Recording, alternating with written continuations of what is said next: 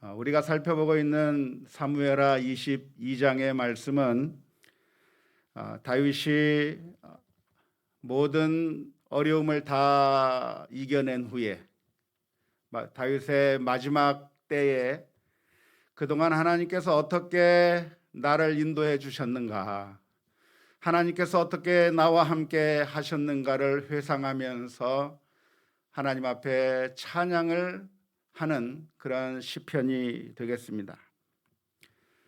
하나님께 감사하고 하나님께 영광을 올려드리는 그 믿음의 고백들이 사무엘하 22장의 말씀 한 구절 한 구절을 살펴보면 거기에 아주 진하게 국물이 진국이 우려 나오듯이 거기에 다 함축되어서 시편을 기록하고 있습니다.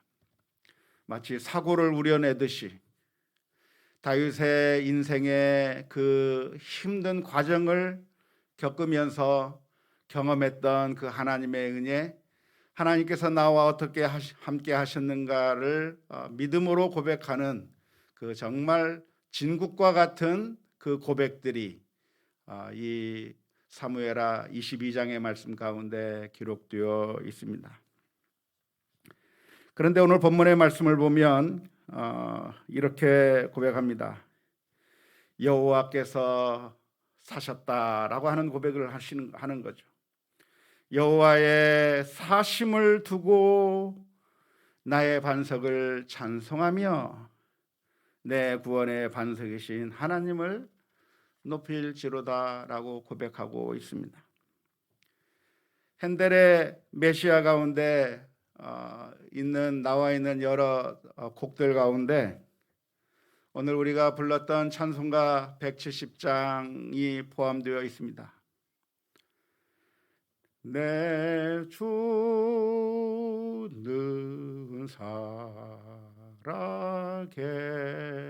살아계시고 그 찬양, 주님께서 안 계신 것이 아니라 주님께서 과거에는 있었지만 지금에는 사라져버리고 흔적도 없어져버리고 죽어버린 하나님이 아니라 지금도 살아계시구나라고 하는 그런 믿음의 고백의 찬양이 내 주는 살아계신다라고 하는 그런 믿음의 고백의 찬양입니다. 우리가 함께 부른 이 찬송가 170장은 원래 욥기에 기록되어 있는, 그러니까 욥의 고백으로 나와 있는 내용으로 근거한 찬양입니다. 욥기 19장 25절의 말씀에 내가 알기에는 나의 대속자가 살아계시니 마침내 그가 땅 위에 서실 것이라. 힘들고 어려운 고난의 과정 가운데 있는 욥이 나에게 아무런 소망도 없고 아무런 빠져나갈 구멍도 없고 완전히 절망해버릴 수밖에 없는 그런 상황에 있었지만, 그러나 그 순간에 욥의 고백이 무엇이냐면 내 대속자가 살아계신다, 나를 구원해 주실 분이 살아계신다라고 믿음의 고백을 하는 그 욥기 19장의 말씀으로 지은 찬송입니다. 온갖 고난을 당하고 있던 욥이 친구들이 찾아와서 하는 말 때문에 더 큰 고통을 받습니다.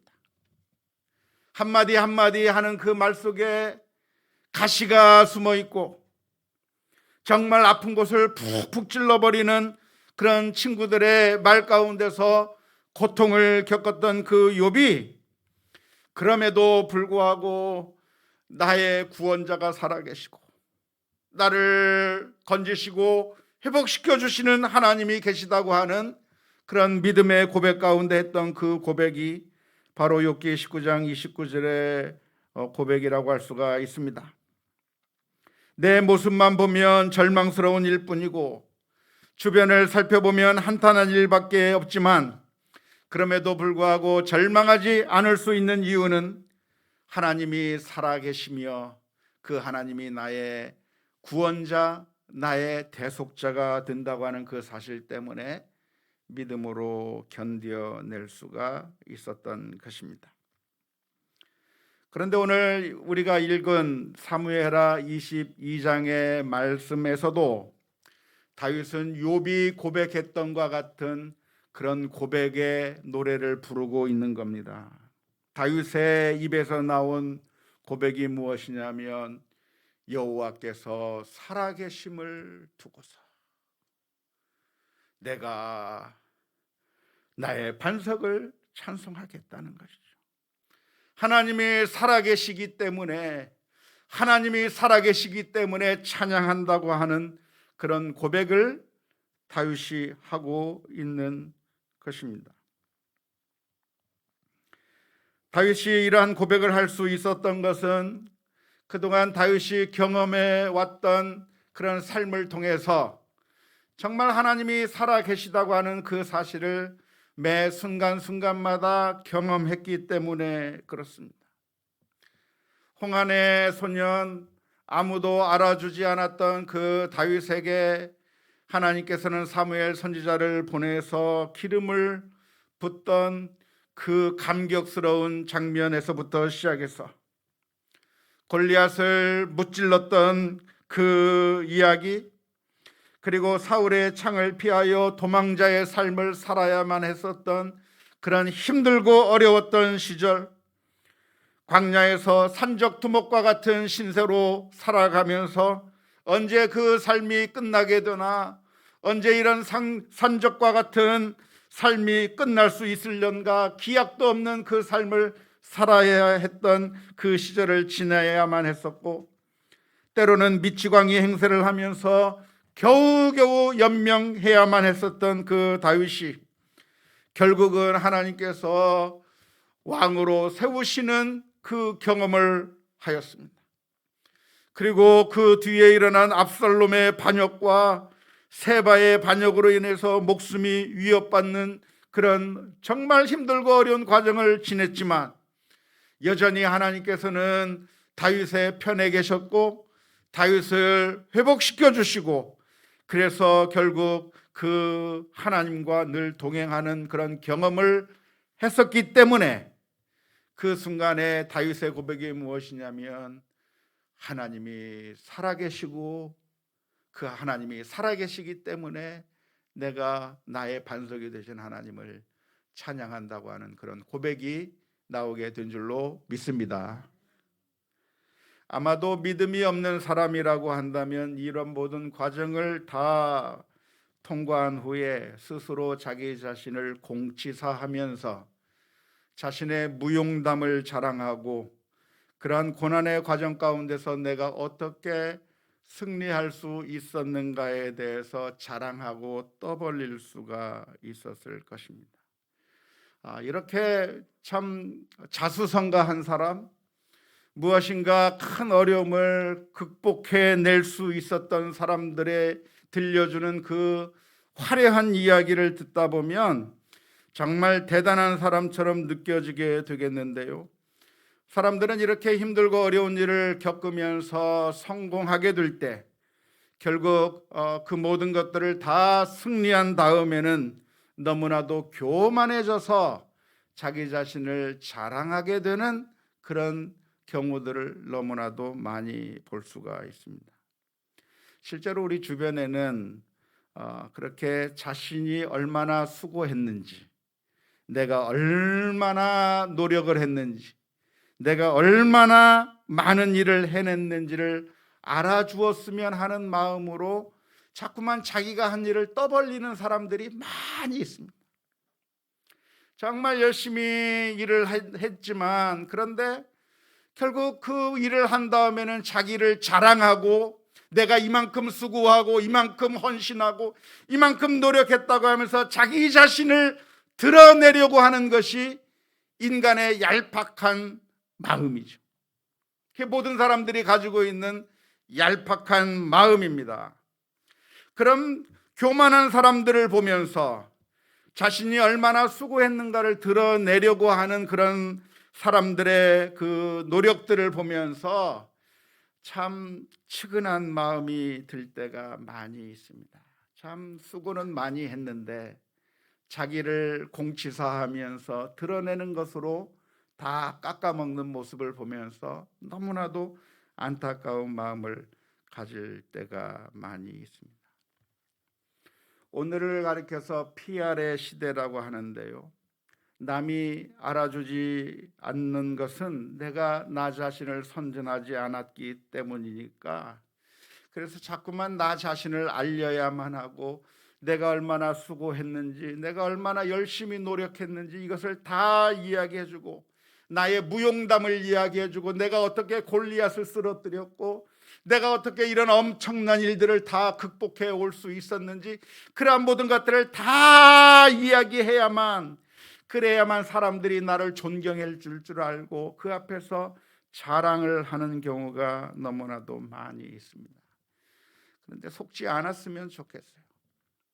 하나님이 안 계시다고 한다면 그렇게 자랑해야만 되고 알려주어야만 하겠지만, 그러나 하나님이 계시다고 한다면, 그리고 공의로우신 하나님, 결국에는 모든 것에게 모든 수고와 노력들을 알아주시는 하나님, 눈물을 아시고 우리의 수고와 헌신을 아시는 그 하나님을 믿는다고 한다면, 교만하거나 자신을 드러내거나 사람들로부터 박수받기 위해서 나 자신을 자꾸만 드러내는 그런 어리석은 일을 할 것이 아니라, 사람들에게 칭찬받기 위하여, 사람들로부터 인정받기 위해서 그렇게 신앙생활하다가 하늘에서 아무런 상급도 없는 그런 허망한 인생을 살 것이 아니라, 하나님께서 인정해 주실 것을 바라며 묵묵히 하나님 앞에 엎드리는 우리 모두가 다 되어야 될 줄로 믿습니다. 다윗은 자신이 승리하는 그런 그 삶의 그 결과를 보면서 내가 잘했다고 하는 사실을 드러내는 것이 아니라, 하나님께서 살아계셨고 그 하나님께서 나를 도와주셨다고 하는 그 사실을 고백하고 있는 겁니다. 자칫 교만해질 수 있는 그 상황 가운데서 다윗은 오히려 겸손해졌고 살아계신 하나님을 찬양할 수 있었습니다. 오늘 우리들에게도 이러한 믿음의 시각이 필요합니다. 하나님께서 우리들에게 얼마나 많은 사랑을 베풀어 주시고 많은 것들을 베풀어 주셨는데, 그러한 것들을 경험하면서 하나님이 살아계시구나, 하나님이 나와 함께 계시구나 라고 하는 사실을 발견해야 되는 것이죠. 하나님께서 우리에게 얼마나 많은 그 하나님의 지문을 우리 주변에 많이 뿌려 놓았는지 모르는, 그래서 믿음의 눈으로 바라보기만 하면 하나님이 계시다고 하는 사실을 알 수가 있을 것이고, 하나님이 우리를 사랑한다고 하는 사실을 알 수가 있습니다. 지난 주일날 설교를 하면서 우리가 사람을 보기 때문에 하나님을 보지 못한다고 그렇게 말씀을 드렸는데요, 사실은 그 하나님, 사람을 보면서 하나님을 보지 못하는 이유가 있다고 한다면 바로 그 사람만 바라보기 때문에 그렇습니다. 이 세상의 것들을 바라보면서 하나님을 보지 못하는 이유가 있다고 한다면 이 세상의 것들만 바라보기 때문에 하나님을 볼 수가 없는 것이죠. 오히려 이 세상의 것들을 보면서 우리는 무엇을 생각해야 되냐면, 이 선물을 주신, 그 선물을 전해주신 그 주님을 바라봐야 되는 거죠. 선물이 있다고 한다면, 우리에게 선물이 주어졌다고 한다면 그 선물만 바라볼 것이 아니라, 이 선물을 누가 줬지? 선물을 주신 분에 대해서 생각하는 것이 당연한 것처럼, 우리가 이 세상에서 경험하고 얻는 그 모든 것들이 있다고 한다면 그걸 통해서 나를 사랑하고 계시고 나에게 은혜를 베풀어 주시는 그 하나님을 바라보면서 하나님을 바라볼 수 있는 믿음의 눈을 가져야 될 줄로 믿습니다. 손가락으로 달을 가리키면 손가락을 볼 것이 아니라 달을 보아야 한다고 하는 말처럼, 하나님께서 우리에게 주시는 그 모든 것들은 사실 하나님을 드러내기 위해서 우리에게 주신 것인데, 그걸 통해서 하나님이 가려져 버리고 이 세상의 것들 때문에 하나님이 보이지 않는 그런 결과가 나타날 것이 아니라, 어떤 것을 만난다고 할지라도 그것을 넘어서서 그 선물을 주시는 하나님을 바라보며 믿음으로 겸손하게 고백할 수 있는 우리 모두가 다 될 수 있기를 주님의 이름으로 축원합니다.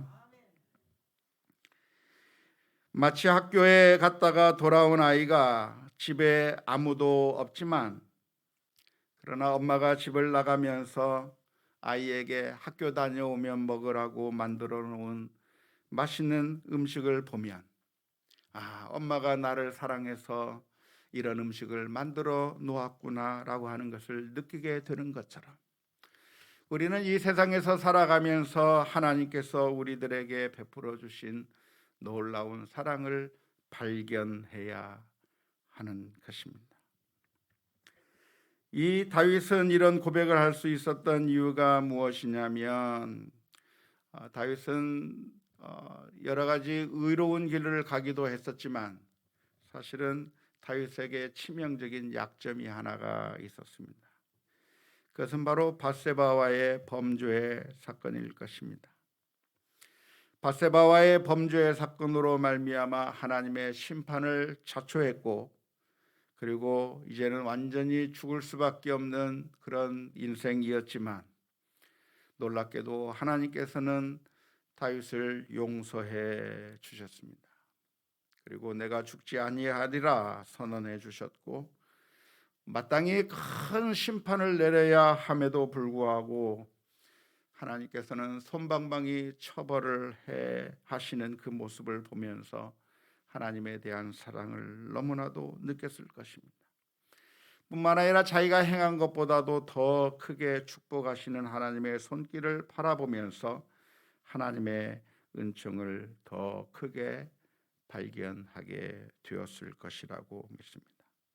그래서 오늘 본문의 말씀 48절 49절의 말씀에 보면 이렇게 표현하고 있습니다. 이 하나님이 나를 위하여 보복하시고 민족들이 내게 복종하게 하시며 나를 원수들에게서 이끌어내시며 나를 대적하는 자 위에 나를 높이시고 나를 강포한 자에게서 건지시는도다. 하나님께서 다윗에게 어떻게 은혜를 베풀어 주셨는가를 생각하면서 노래하면서 그러면서 하나님을 찬양하는 겁니다. 50절 말씀에 이렇게 말합니다. 이러므로 여호와여 내가 모든 민족 중에서 주께 감사하며 주의 이름을 찬양하리이다. 다윗의 결론이 무엇이냐면 감사와 찬양이 그의 결론이 된 줄로 믿습니다. 우리가 살아가면서 우리는 감사하는 것이 당연해요.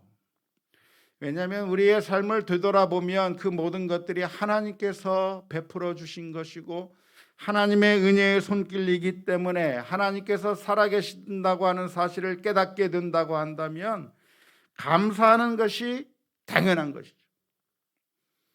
오늘 우리가 우리 자신의 삶을 한번 되돌아봐야 될 텐데요. 우리들의 입술에서 감사가 나오는지 불평이 많이 나오는지 우리 자신의 모습을 스스로 돌이켜 볼 수 있기를 바랍니다. 만일 우리들의 입술에서 늘 불평과 불만과 원망이 나오고 있다고 한다면 아이고 내 신세야 라고 하는 그런 한탄이 자꾸만 나오고 있다고 한다면 그것은 하나님을 경험하지 못한 이유일 것입니다. 우리가 하나님을 안다고 한다면 감사할 수가 있는 것이죠.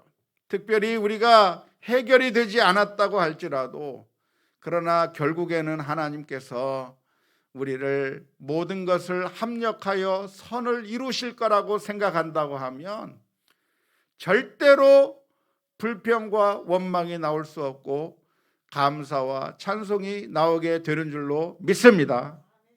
그래서 우리의 삶을 돌이켜보면서 내가 지금 감사를 많이 하고 있는가? 아니면 신세 한탄과 원망과 불평을 많이 하고 있는가? 우리 자신의 모습을 돌이켜보면서 만일 불평이 많이 나온다고 한다면 우리 자신의 모습을 돌이켜보면서 하나님 앞에 엎드려야 할 줄로 믿습니다.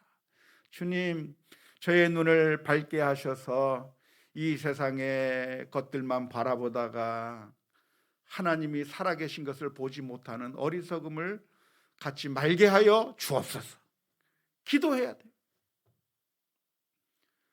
정말 힘들고 어려운 일이 내 눈앞에 펼쳐진다고 할지라도 그것 때문에 낭망할 것이 아니라, 하나님, 내 눈앞에 보이는 것 때문에 낭망하지 말게 하시고 그 뒤에서 역사하고 계시고 결국 모든 것이 합력하여 선을 이루게 하실 그 하나님을 바라보게 하여 주옵소서. 기도하며 나가야 되는 거죠. 불평으로 삶을 사는 것이 왜 불신앙입니까? 그것은 하나님이 계시다고 하는 사실을 인정하지 못하는 것과 마찬가지이기 때문에 그렇습니다. 내가 교회에는 나오고 예배에는 나오고 찬송도 하고 기도도 하는데 만약 우리들의 마음 가운데서 불평과 원망만 있다고 한다면 그것은 하나님의 살아계심을 부인하는 것과 마찬가지입니다. 하나님이 계시다고 하는 사실을 안다면 감사가 나올 수밖에 없는 것이고 찬양이 나올 수밖에 없는 것이죠. 그래서 우리 자신을 돌아보아야 되는데요, 야고보서 3장 10절에서부터 12절의 말씀 가운데서는 이렇게 표현하고 있습니다. 한 입에서 찬송과 저주가 나오는도다. 내 형제들아, 이것이 마땅하지 아니하니라. 샘이 한 구멍으로 어찌 단물과 쓴물을 내겠느냐. 내 형제들아, 어찌 무화과가 감람 열매를, 포도나무가 무화과를 맺겠느냐. 이와 같이 짠물이 단물을 내지 못하느니라. 우리가 살아가는 동안에 매 순간순간마다 그 옛날 다윗이 자신의 삶을 돌아보면서 감사와 찬송으로 하나님께 영광을 올리고 살아계신 그 하나님을 바라보면서 나의 반석을 찬송하고 나의 구원자 되신 그 주님을 찬양하며 나아갔듯이 우리들의 삶 가운데서도 늘 감사와 찬송으로 하루 종일 내내 살게 하여 주옵소서. 기도하며 나아가야 할 줄로 믿습니다. 다윗을 구원하셨던 그 하나님의 사랑은 다윗 시절에만 있었던 것이 결코 아닙니다. 다윗 시대에만 하나님이 살아계셨었고 지금은 하나님께서 사라져버린 것이 아닙니다. 우리 인류의 역사라고 하는 것은 하나님의 끈질긴 사랑의 역사라고 할 수가 있겠습니다. 하나님께서는 그 옛날 아담과 하와 시절부터 시작해서 지금까지 단 한 번도 사랑을 멈춘 적이 없어요. 주님께서 말씀하시기를 여인이 젖먹는 자녀의 그 자식에 대한 자식을 잊지 못하는 것을 예로 들면서 그 어미가 자식을 잊는다고 할지라도 나는 너희를 잊지 아니하겠다고 말씀해 주셨던 것을 기억해야 할 것입니다. 하나님의 사랑은 우리를 한 번도 떠난 적이 없고 그리고 그 사랑의 절정은 바로 하나밖에 없는 아들을 이 세상에 보내오셔서 십자가 위에서 저와 여러분들을 위하여 죽으시고 피를 흘리시는 그 엄청난 사랑을 우리에게 보여준 것에서 하나님의 사랑의 절정이 있는 줄로 믿습니다. 따라서 우리의 삶을 살아가는 동안에 다윗과 같은 믿음의 고백들이 늘 입술에서 펼쳐날 수 있기를 주님의 이름으로 축원합니다. 만약 그렇게 되지 않는다고 한다면 주님 앞에 기도하면서 주님, 믿음의 고백이 나오게 하여 주옵소서. 주님의 살아계심을 믿고 늘 감사와 찬송으로 살아가게 하여 주옵소서. 날마다 기도하며 나아가는 우리 모두가 다 될 수 있기를 주님의 이름으로 축원합니다. 기도하시겠습니다.